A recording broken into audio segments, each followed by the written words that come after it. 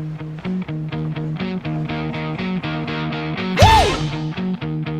Bianca, I'm Sakai. and we're here from Vanscene.ca, and we're interviewing Rolla Olak today. I remember I first got introduced to your music. I saw you playing at the Media Club, and you're playing with Fink. And I remember being particularly taken by your performance because you had a lot of textures and layers to in your music. What kind of emotions were you trying to evoke by adding those different things? So that was an acoustic show, and I remember it's a challenging thing to be entertaining playing acoustic with no band around you.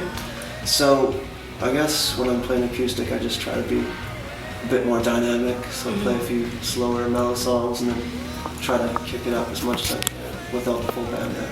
When you think about the concept of collaboration, what is your initial thoughts on that? And what makes you want to collaborate and inspires you to collaborate? My initial thoughts right away is to not be so precious about what I consider to be the right way of doing a song, or the right process of writing a song with someone else, and just to remain open so that you can sort of work together. Do you have a most memorable collaboration that you've done thus far?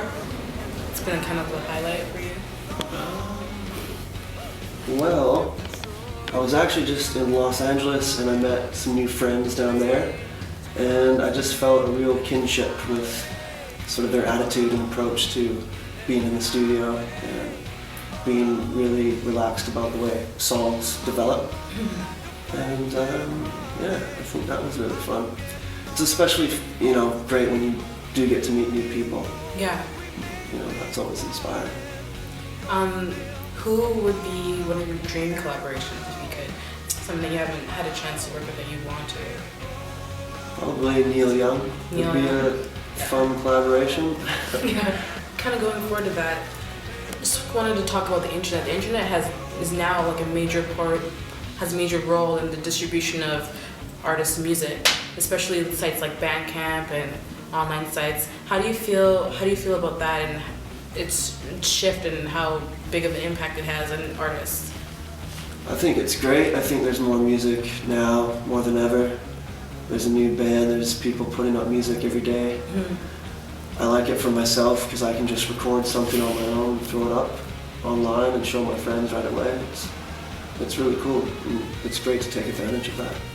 So I think it's the opportunity for you as the artist to kind of get that instant feedback from fans. It's not the, write to this PO box and maybe the artist will, potentially respond to you. So for you, it's like direct feedback from fans and stuff as you're listening.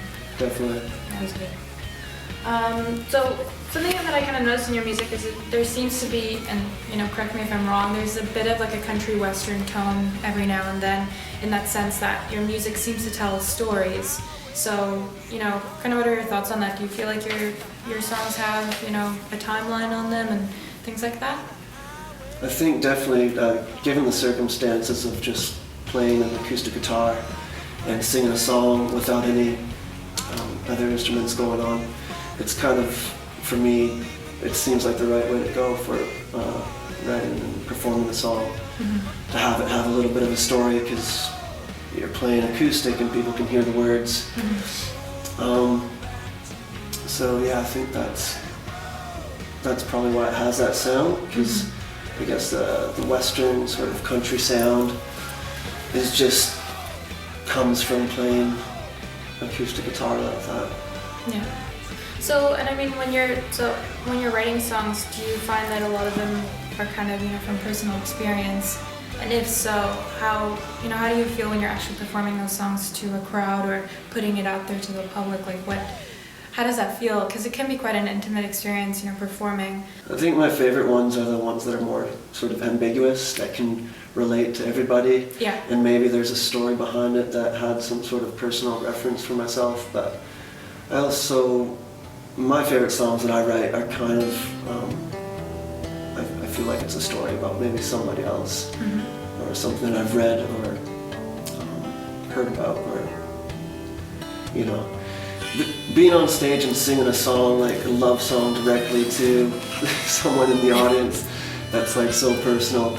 That's great and all, and I've done that many times, but I really enjoyed kind of making up a story that is outside of, stuff that I've personally experienced. And do you think there's a reason why you kind of prefer that? I think people can relate to it a bit more. I think it's less introverted. Right. Yeah. Okay. Catches more people, I guess. Yeah. Rolla, how do you kind of see your music fitting into the music space right now? We have a lot of, indie pop emerging and hip hop. How do you kind of see your singer-songwriter side fitting into the general space right now? Right, well, I feel like a good song is a good song no matter which way you play it, so that doesn't really matter what genre it becomes. And also, I like to experiment with other instruments. Snap. So I brought this along. That's an omnichord. An omnichord.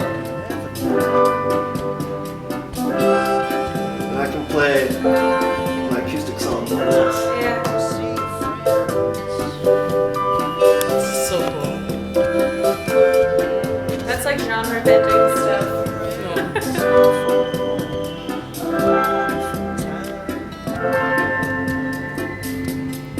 Have you incorporated this in some of your newer songs, or do you plan to use this? This thing is all over my first album, Yeah. actually, that I did a while ago. It's a little bit more psychedelic, and we got some pretty interesting noises out of this. That's awesome. We put it through a bunch of delay pedals and amps and stuff. Yeah. It's pretty cool. I'm just gonna throw this out there. Do you have kind of like a line in any of your songs right now that's just like the best line you ever wrote that you can just quote right on the spot? The song that I sang from earlier, it starts out, meet me on the outside of painted walls fading, down below the high streets, at your door waiting. That was kind of a cool feeling, and it has to do about this area that we're in right now, actually. Kind of being sort of on the cusp between wealth and poverty in this area in East Van. And it's just something that you just see every day when you're walking to work. It's just kind of daily life here. And people are kind of struggling, and there's also all this affluence and super fast gentrification happening. So I feel like a lot of my new lyrics now, because I'm living in this area, maybe have something to do with finding some sort of beauty in the darkness, the community around here. Yeah, that's pretty amazing because I think it's really easy for people, like you said in this area, you kind of rush into the good part of town. You have to rush past all the things that are kind of upsetting. And for you as a writer to actually you're making a statement by trying to point out some of these things that are going on in society. So I'll tell you what I pretty took out impressive. of So it. it's a total testament that you're becoming a better writer. You're changing the world. So I think it's true because even just going, like taking the bus, like you kind of go past that for a quick second, and then you kind of feel the sadness, and afterwards that kind of leaves you. Yeah. And it's kind of crazy how society's like that. Even in Canada. Yeah, even in Canada. Also, feeding off that, what can people expect in terms of new music, new album that if you're working on? What can fans expect from you in terms of new material? I'm definitely writing for a new album, and I'm not too sure which way I'm going to go.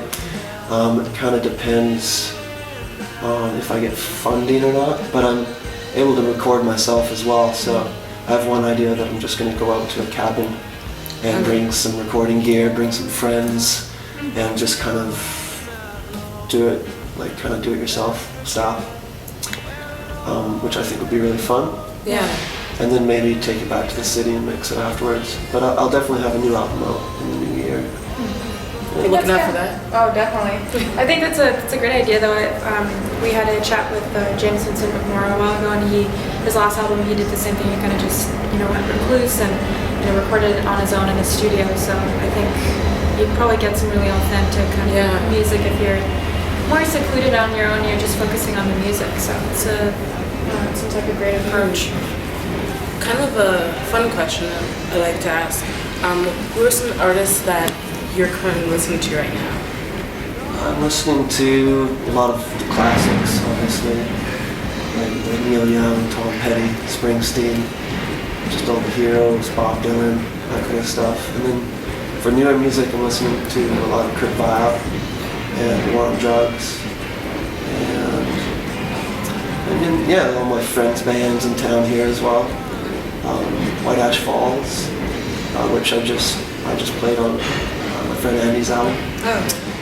And yeah, they have a new album out now, which is really good. I mean, we do ask the artists as well if there's any, is there like an exclusive fact you want to share about yourself with us, like whether it's an embarrassing fact, Things that people may not necessarily know about you. Yeah. In high school, I was in a musical production of Beauty and the Beast, and I was the prince. Oh. The arrogant, like, prince at the start, and I was wearing like full-on tights, dancing around, just Rocking loving the it. tights. Yeah. Oh yeah, and I was so into it, and like, no shame, no fear. Yeah. You have to go 100%. That's awesome. That's awesome. Yeah. Anyway, we're so glad Great. to chat with you. Thank you so much. It's been a pleasure. Thank you for having me. Yeah.